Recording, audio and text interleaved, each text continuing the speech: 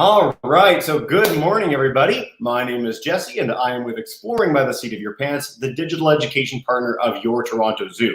If you've been joining us over the summer, we have done a bevy of amazing programs with the Climate Action Learning and Leadership team. We've gone to learn about monarchs, coral reefs, rhinos, polar bears, and more. It's been a really exciting summer highlighting the amazing work that the zoo is doing to empower and embolden youth to take action on behalf of the planet.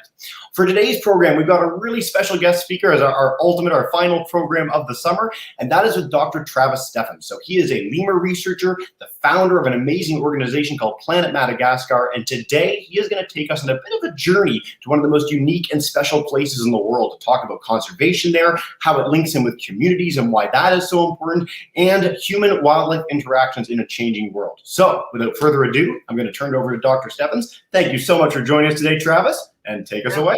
Wonderful. Thanks for having me. Very excited to be here. You got the spiel about what I do. The only thing I'll add is I'm also an assistant professor at the University of Guelph, and I'm also part of the IUCN primate specialist group. So this is a group that helps determine what sort of extinction status that lemur species are in, because I work for or volunteer for the Madagascar section of that.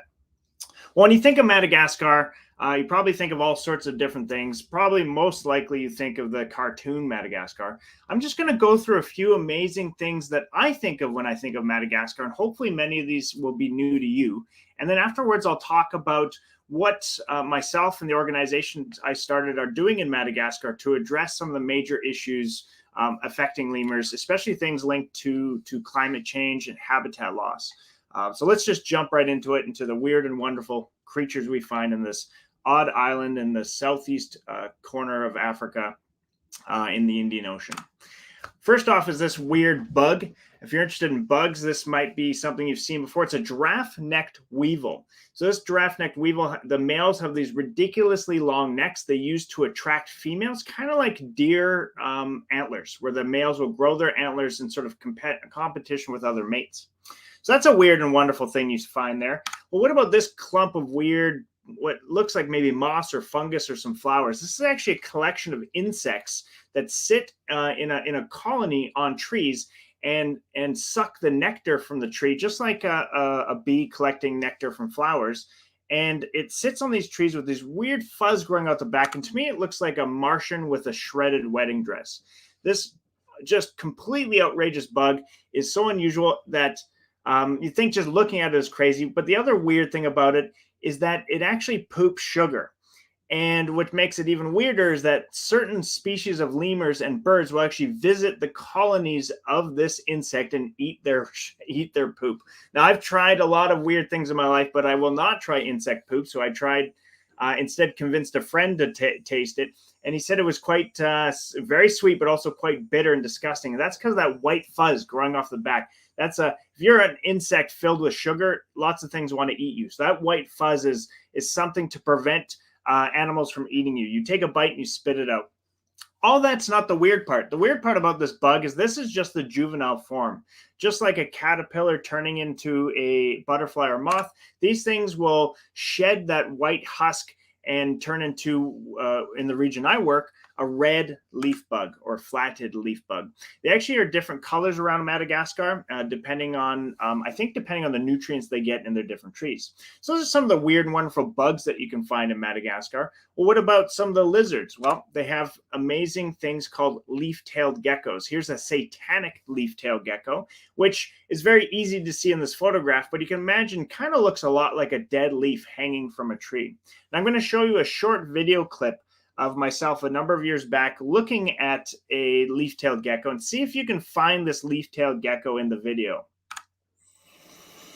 We're continuing in Mitsinju National Park. Pierre spotted a leaf-tailed gecko. It's one of the hardest species to find in Madagascar. It took me almost 10 minutes before I saw it. It's an amazing creature, perfectly blends in with its surroundings. It's one of the most cryptic animals in the entire country, one of the most cryptic animals in the world. And it's one of the neat things that you can come see when you visit Madagascar.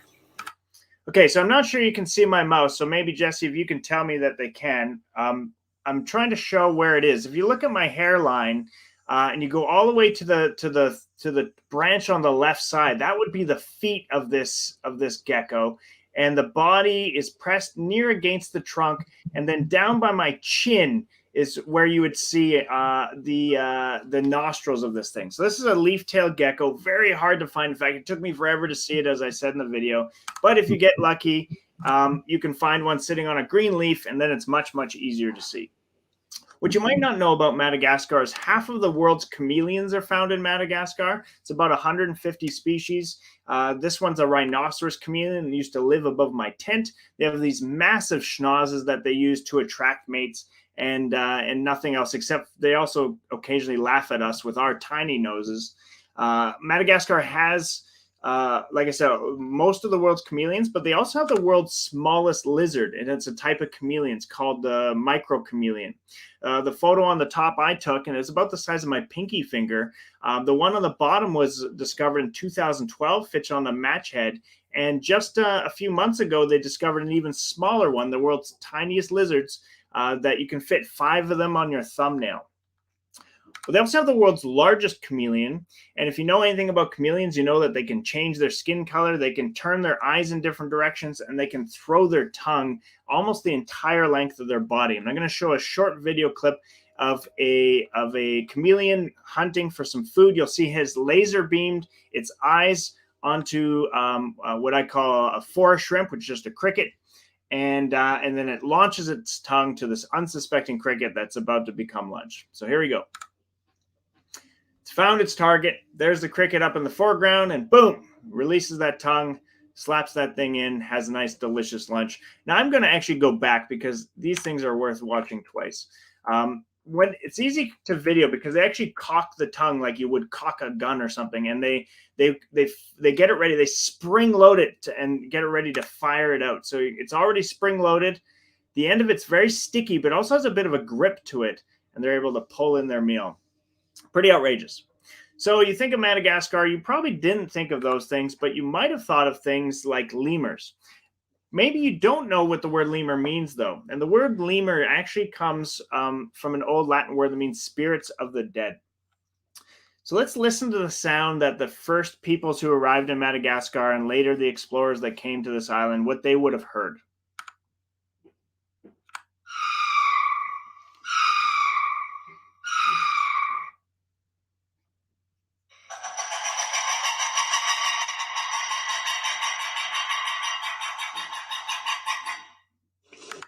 So all those weird sounds are generated by these wonderful creatures called lemurs. Madagascar is home to 100% of the world's lemurs. Every lemur found on the planet originated in Madagascar. And there's over 100 different species. I think we're up to 114 recognized species of lemurs. I won't talk about all of them because I want to get into some of the threats facing lemurs. But you'll recognize the ring-tailed lemur. This one is used to be on a TV show called Lemur Street. You often see these at lots of zoos around the world, including the Toronto Zoo. Ring-tailed lemurs are quite interesting because they make more vocalizations than any other primate besides humans. If you remember the TV show Zaboomafoo, you'll recognize this lemur. This is a Coquerel shafaka. This is a lemur that I spend a lot of time working with. They're famous for their ability to leap from tree to tree, up to 8 meters from one tree to the next. And when they're on the ground, to me, kind of looks like a kangaroo practicing kung fu. Two very special lemurs for me are the male and female versions of the mongoose lemur. This is a critically endangered lemur that my organization is very keen on protecting. We're spending a lot of our efforts to follow these species and to protect their habitat. The males have the orange chin and the females have a white chin. And there's very few groups of these left on the island of Madagascar.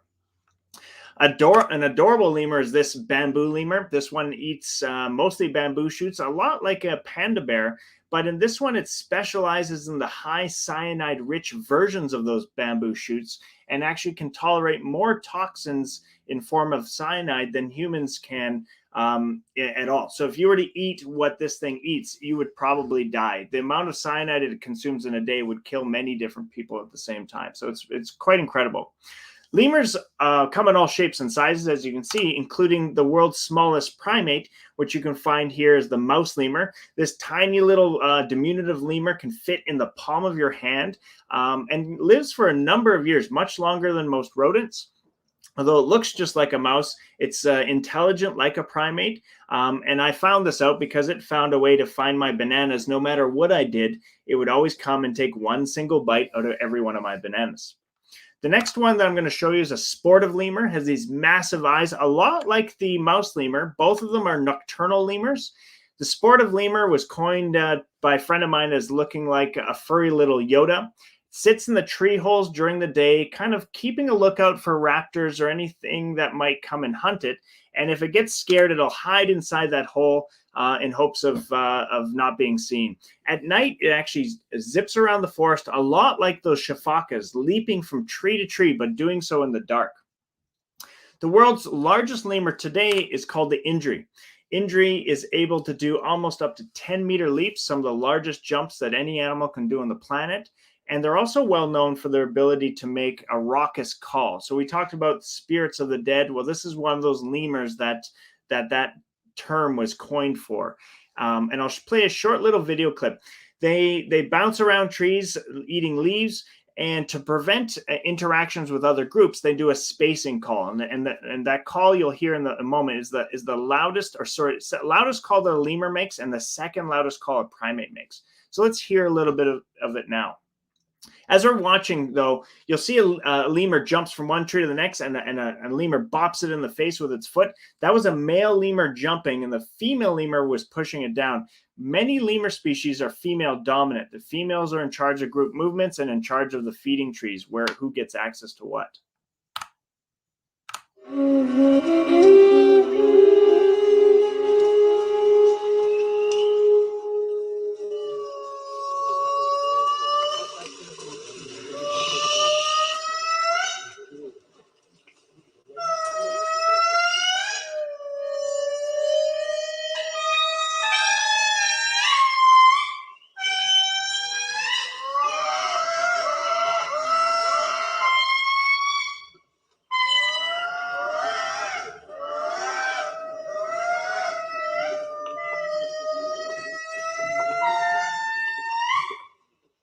So you could hop on a plane at Pearson International, head over to Paris, fly in about an hour and a half afterwards, after you've landed in Paris, and then fly down to Madagascar and drive for 3 hours and be sitting and seeing these lemurs call after about a 24-hour trip from here to there. So it's entirely possible to see these things. They're amazing creatures, and it's what makes Madagascar so unique. Madagascar has been called the 8th continent. It's been called the island of lemurs. It's also been called the Great Red Island because of the red lateritic soils. But I like to give it a different name. To me, it's like a whole world in an island. So I call it Planet Madagascar. Visiting Madagascar is like you're going to a new planet where everything you find there is only found on this one place. In fact, 80% of the stuff that's there is only found right here. You can't go to any of the other adjacent islands or continental Africa and see any of it. And I wanted to think about that a lot when I was working there, and I wanted to see about what I could do to protect it. And it's a real difficult problem that we're facing in Madagascar, and I'll go through some of the issues now. We've seen the biodiversity, we've seen some of the incredible stuff, but what's happening to it? Well, since the 1950s, 50% of the forest that these lemurs call home have been converted to non-forest. That's a lot of forest that's gone from perfectly good lemur habitat to something else. What's that resulted in is areas that have been fairly denuded. Fires become a big issue. Cattle are grazed in these areas, and you get erosion scars like this black line in the middle of the image. That erosion scar will form after only 1 or 2 rainy seasons, and then after a few decades and sometimes 100 or 200 years, they form these massive canyons. And these massive canyons drain all of that soil into the river that's way off in the distance that you can barely see. And that river is this exact river here called the Betsiboka River. And this is actually an image from the International Space Station. And when people or astronauts fly over Madagascar at that height, they can see all these rivers dumping this red soil in the bottom of the ocean. And they always say it looks like Madagascar is bleeding. And it's true. All that topsoil that was perfectly wonderful for the forest and very useful for people to grow their crops are now sitting at the bottom of the Indian Ocean. And that has a lot to do with the habitat loss we're seeing in Madagascar. The challenges that people face are quite dire. People live on very little in Madagascar, and they're trying to simply feed their families. Where I work is a rice growing and a cattle raising region. Cattle are considered financial wealth for people, so it's very important for them to have cattle and to graze cattle. And fire is becoming an increasingly problematic issue for lemurs and forests and people, and especially when we consider the impacts of climate change. But we'll talk about that in a bit. People there live on very little. Like I said, 80% live on less than $2 a day. Just imagine if you only had $2, what you could possibly get if you were living in Canada. It would be impossible to live on less than $2 a day. And in Madagascar, it doesn't stretch very far either. That is just basically basic levels of rice. 40% of children are malnourished, and it's a quite difficult situation. 95% of lemurs are threatened with extinction. That makes them the most endangered group of animals on the planet.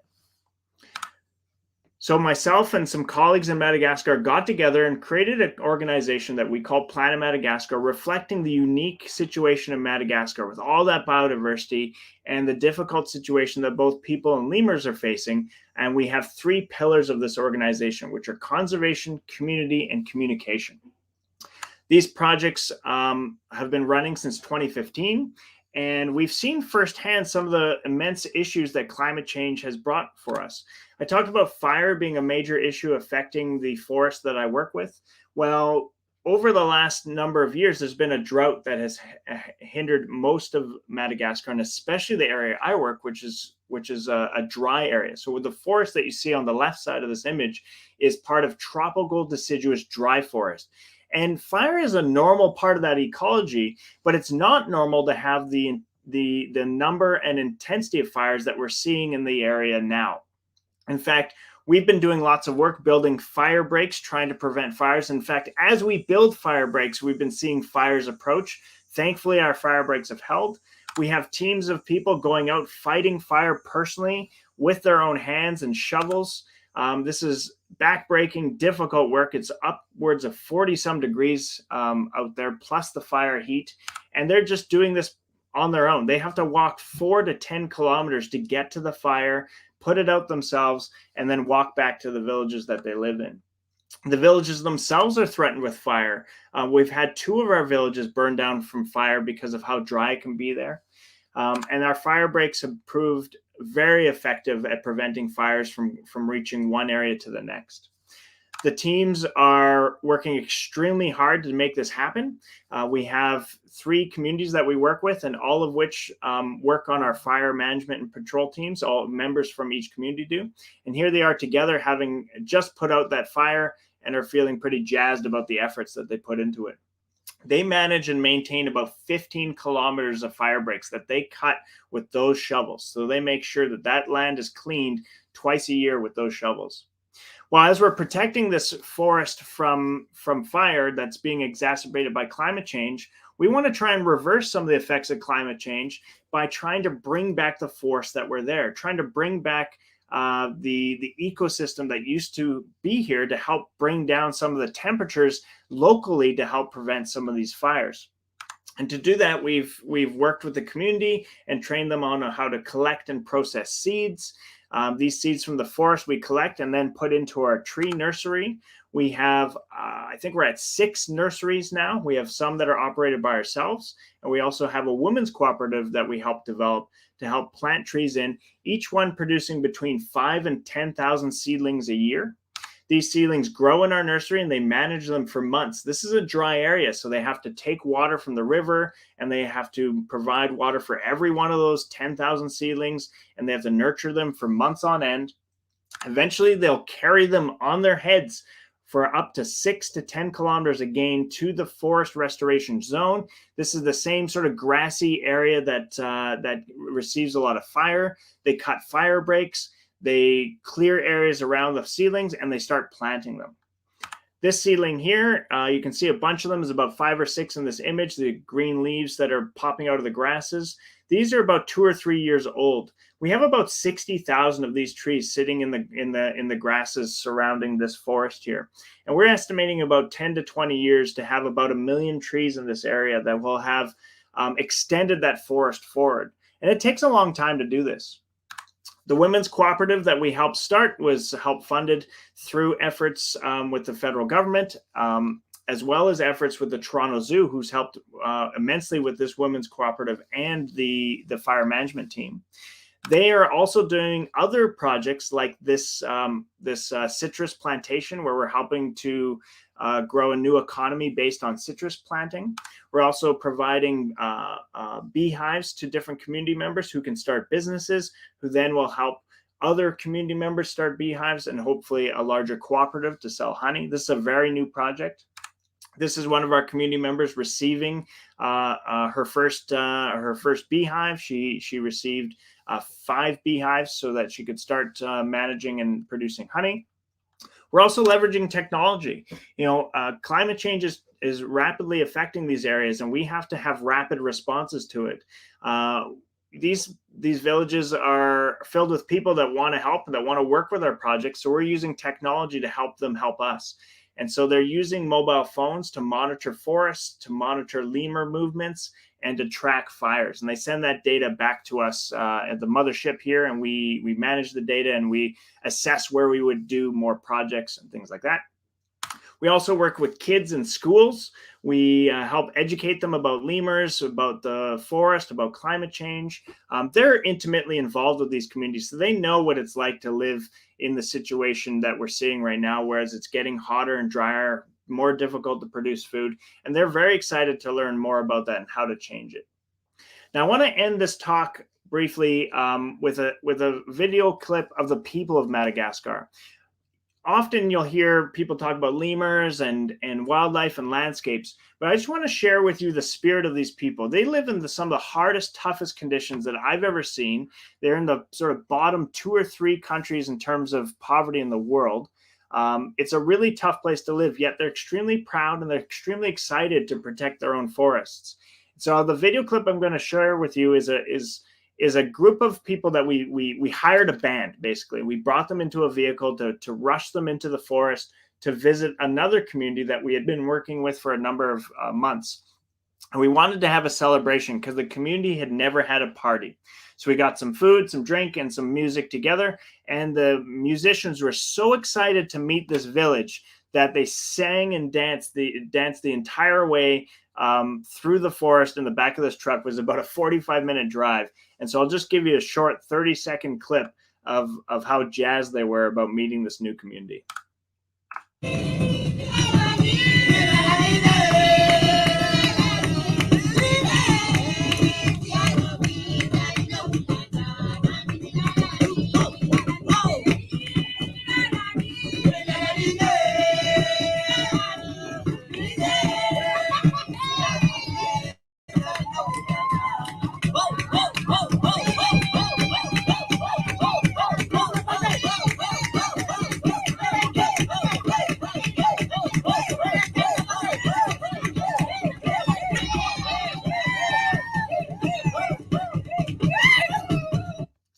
So that was one of my favorite times when I was visiting Madagascar.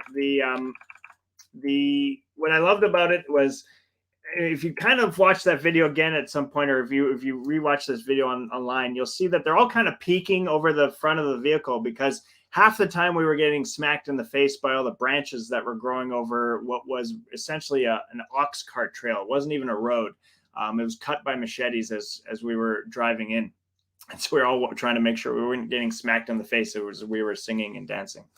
So I'm here to answer a few questions. I hope you enjoyed learning a little bit about Madagascar, the wildlife, the people, and the situation that it's facing. And I'm happy to hear from you. Fantastic. Thanks so much, Travis. That was awesome. If you want to end your screen share so you can come back with us, have a bit of a conversation, see us for all these questions, that would be great. What we're going to do is dive in. We've got classes joining us on the Exploring by the Seat of Your Pants and Toronto Zoo YouTube channel. We've, of course, got the call team in the Toronto Zoo itself. I'm going to turn it over to Greg in just a minute to welcome in them. And then we've got some great questions already pouring in on YouTube, which is great. So, Greg, come on in and explain a little bit about what's going on at the zoo before we dive in with these questions. Sure. Well, first of all, thank you to both of you for your time today. That was an excellent presentation. It really dovetailed nicely with a lot of things we're talking about here in the call program, biodiversity, planting of trees in the fight against climate change. If you're all right, I have a couple of questions already from some of our participants here in the call program. If it's all right, I'll go ahead and ask a couple of those questions. Dive in, man. So the first question we have, Travis, is what causes Madagascar to have such a biodiverse environment compared to other islands? Well, that's a really, really, really good question. Basically, what happened was Madagascar was attached to both India and Africa. And there was a suite of animals that would have existed in that area. And as they split apart, India and Madagascar split from Africa, and then eventually India split from Madagascar itself, leaving Madagascar by itself. And over that time, there was still a short distance between Africa, Madagascar, India, and Asia. And so there's animals that could move between the areas over time. This would have been over millions of years. And because Madagascar is the fourth largest island, that allowed a lot of opportunity for lots of different niches to evolve. So these included the dry forest that I work in, the wet forest in the east. There's mountains and a lot of different types of landscapes. And so lots of diversity of landscapes, lots of area resulted in a lot of biodiversity. And because it ended up landing on its own little spot, it also had a lot of time to develop new species. In fact, of the 115 lemur species we have today, there's at least potentially one or only two events where those lemurs evolved from. So one single species or potentially two species, because lemurs weren't on Madagascar when it split. Primates hadn't evolved yet, so they came later. So there's lots of opportunity for speciation to occur on an island like this. I'm so glad we dove in with island biodiversity as the first topic. It's one of the coolest things in all of biology. Greg, come on back in with more. Yeah, for sure. We have another question. It's sort of a two-parter. I'll combine these two questions. So the first part is, what is the main reason for the deforestation? And then it sort of leads into the other one about, are the fires in Madagascar similar to the recent ones we see here in North America? And is this potentially sort of a precursor to what we might see here in North America with climate change? Thanks. Yeah. So the reasons for deforestation in Madagascar are complex. It depends on where you are in the country, but for the most part, it's generated so that deforestation occurs so people can get food. That's the most common reason for it, and it's the specifics are different in different areas, and it's not some big corporation. Typically, it's not some big international issue. It's really just local people trying to feed themselves. And they're doing so in a way that has negative repercussions in the long term, but they don't have the privilege that we do of being able to plan ahead. They're just looking to feed their families today. So that's why it's a situation where Alison Jolly called it, a tragedy without villains. And we shouldn't be vilifying any of the people there, because they're really just trying to get through their day. They understand some of the issues facing the deforestation there. And so they're working hard to protect it, but it's very difficult to try to find food for yourself and your family, and at the same time try to protect forests. Those two things don't always go together.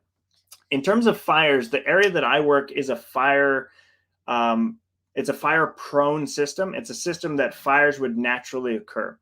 Now, typically, you wouldn't see the types of fires that we're having in this area normally. Normally, it would be probably a little bit more reduced. And a lot of this has to do with, sometimes these fires are started by people so they can bring their cattle in to graze the area. The cattle need the new shoots that the green grasses that grow. But also, a lot of these fires are just the byproduct of climate change. As it's getting drier, as the forest shrinks, as it gets hotter, it's more receptive to fire. So even just static electricity from grasses rubbing together, a lightning strike, these things can cause fire. So it's kind of pointless to really concern ourselves about who is starting these fires in Madagascar. What's more important is trying to figure out how to manage fire, how to live with fire, and how to continue keeping biodiversity while fire occurs. Now, in terms of the link to North America, I often say that Madagascar is like a preview to the rest of the world. It's being hit by climate change a little bit harder than other areas. It's a biodiversity crisis that's further along than most areas. So it's because it's a large place, it still exists. We still have biodiversity there, but it's small enough that it's like a preview to bigger areas like North America or Africa. So what we're seeing there is, I think, very much a preview to what we would see in North America if we're not careful about how we manage our landscapes. In terms of the fires specifically, yeah, the processes causing fires in both places are similar in the sense that as things get hotter and drier, we're more likely to see more fires.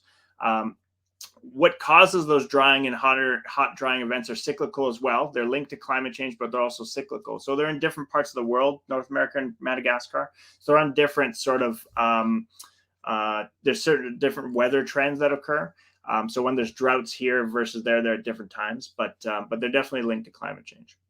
Fantastic answer, Travis. And I really do encourage everyone who's watching this broadcast, check out planetmadagascar.org. If you want to see some of the amazing work that they do in more detail, it was a pretty short presentation today, especially with regards to preventing fires, the amazing work that the communities there do. It's an amazing organization. Your dollar goes a long way in terms of conservation, helping those communities thrive. And as Travis mentioned, the work that they've done with the Toronto Zoo has been really inspiring and exciting. So great question, guys. Greg, did you have any more from the call team? Yeah, we have one more, and it's this sort of perfect segue there, Jesse. Travis, some of our students would like to know, what can we do to help fight extinction in Madagascar? So our call participants here in Toronto, what are the things they can do to help with this battle?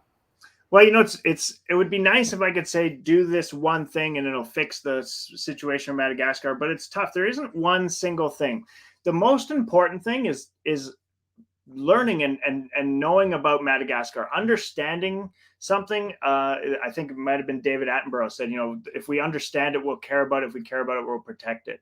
I think that's one of the most important things, just learning about these crazy, amazing creatures that over there, it's like squirrels and raccoons to them. And they're more amazed by moose and deer and squirrels and raccoons over here. And so for us to get excited and jazzed about all those amazing creatures, that's one thing. What you eat can have an impact. Most of the world's vanilla that's in most, at least the natural vanilla that's in most baked goods comes from Madagascar. So making sure you're picking products that are naturally or sustainably sourced or ethically sourced. Some of the best chocolate comes out of Madagascar. So if you can go and seek out those companies, there's one in Toronto that sells some Malagasy chocolate. And it's called Soul Chocolates. They've helped Planet Madagascar in the past. You can buy products from that country that are sustainably run.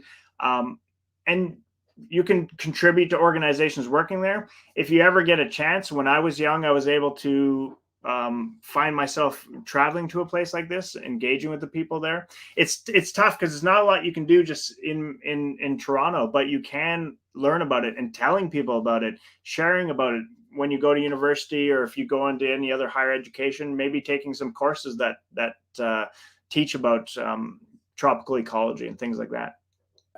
I'm so glad we got that brought up, and I think it's come up in all our call programs, the power of education. The more that you learn and you can share with your friends and family, it really does make a huge positive difference. Greg, you stole a question from our 12-year-old on YouTube. I just want to highlight the sort of power of this program. We have Avery, who was literally at the zoo yesterday in the gorilla exhibit in that area in the Africa Pavilion, learned about lemurs based on a poster there. So she was keen to ask the exact same question you just did. So hopefully that's a great question for Avery. Actually, she just asked a second question. I asked her if she would do that. What impact do the animals of the Toronto Zoo have? Which, I mean, you can take either specifically, Travis, or broadly the power of places like zoos and aquaria to impact the public. However you want to answer that. Yeah, so I got into what I'm doing because of the Calgary Zoo. I'm from Calgary, and so when I was there, I would go to the zoo as often as I could. I didn't go often when I was that young because it was expensive for my family to go to the zoo. But when I went to university, I was lucky enough to take courses some of the courses we would go to the zoo and we'd learn about animals. I got really excited about them, and seeing primates in the zoo got me excited to see them in the wild. And it was someone at the Calgary Zoo, Brian Keating, who got me involved with conservation. He helped fund and support some of the earliest works. And eventually that shifted towards the Toronto Zoo, who's been very keen in helping Planet Madagascar. So the zoo does two things. One, they do education and awareness about animals, get people excited about animals, but the zoos behind the scenes are doing lots of work. I know the Toronto Zoo contributes directly to Planet Madagascar on a yearly basis. We also host some events there at the zoo, which help generate interest in lemurs and funds for our organization and the work we do. So I think education is a really clear area. There's some benefits for having breeding programs involved at zoos. It's a bit tougher for lemurs because although they're part of the species breeding programs, there's not a lot of places to bring back lemurs to. So we got to protect their habitat first before we are too concerned about making sure that there's enough lemurs left. But we have to have some place to have those lemurs available, and that's places like the Toronto Zoo and other zoos. I'm so glad we got that question. So thanks to Avery. Zoos have become the real hubs of conservation and wildlife education in the world. Let's face it. I mean, a lot of us have our background there. I love that you have a personal story to share on that front. If people do want to check out the amazing work that the zoo does for conservation, again, torontozoo.com has all sorts of resources. And when you go to zoos and aquaria, wherever you happen to be joining from in the world, check for AZA or CAZA certification. It means that those facilities are at the highest standards of animal care, conservation, education. It's the Association of Zoos and Aquariums and its Canadian equivalent. So I really encourage you to check that out, Avery. I've got a question because one of our big things that we've gotten in a lot of our programs this summer and beyond is about COVID, how COVID is affecting wildlife, how it's affecting communities all around the world, of course. And I know that your work at the University of Guelph deals with One Health as a concept, which is something that might be unfamiliar to a lot of our audience. Can you explain what that is and why it's so important to sort of preserve these habitats, make sure that this is something that we really focus on in a big way? Well, we've all been affected by COVID. COVID's a zoonotic disease. This is a disease that moved from animals into humans, and we're actually, in fact, impacted by lots of different zoonotic diseases. And so, something that can occur, a transmission event between an animal and a human on the other side of the world, can impact people everywhere. There's been these types of events that have occurred in North America. Lyme disease is a good example. There's other ones like Ebola in Africa and all sorts of, there's countless diseases that come from animals into people. However, it also goes the other way. There's countless diseases that humans are giving animals. In fact, COVID is being reintroduced to animals via humans in North America, potentially to primates around the world. And so the idea of One Health is looking at how our health, animal health, and environmental health are completely connected. And the research I do investigates the health outcomes of lemur biodiversity and lemur ecology in connection to a situation where both humans, lemurs live in the same exact habitat. They share and are overlapping in where they live. So it's very important for us to consider this. Most One Health research focuses on human health outcomes, but there's a large push for focusing on environmental health outcomes and animal and plant health outcomes. And that's the type of research that I'm focused on. And I connect that with the community health outcomes because of all the communities we work with Planet Madagascar. Their health and well-being is ultimately linked to the health and well-being of lemurs and forests. Lemurs and humans, in fact, primates, humans are a type of primate, we require similar habitat requirements, and we often overlap. In most places in the world, people live near primates, with the exception of sort of Europe and North America. But the rest of the world, there's primates and people living in connection. So it's good to think of it holistically. I absolutely love this concept that I was introduced to as a little kid, that everything's interconnected and wildlife and human health are connected. It has become a big research focus with One Health.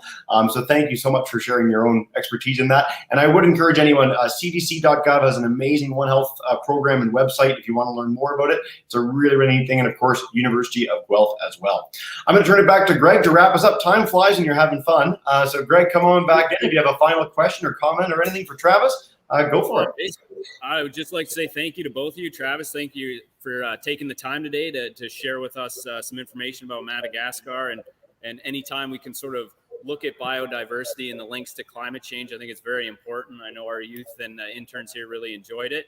And also a special thank you to Jesse and Exploring by the Seat of Your Pants. You've been a wonderful partner for us, putting this all together, really helping make the Climate Action Learning and Leadership program a success. So thank you to both of you, and look forward to crossing paths soon.